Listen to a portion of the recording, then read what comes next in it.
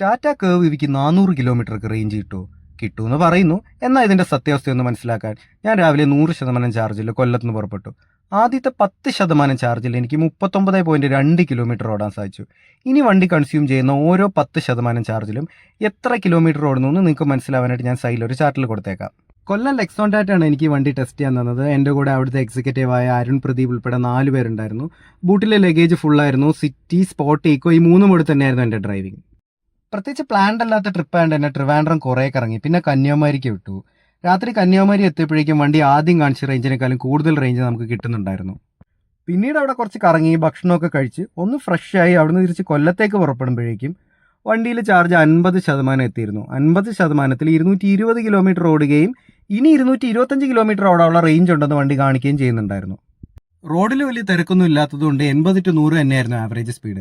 അങ്ങനെ 33% ചാർജ് ബാക്കിയായപ്പോഴേക്കും വണ്ടി 300 kilometre range എത്തിയിരുന്നു.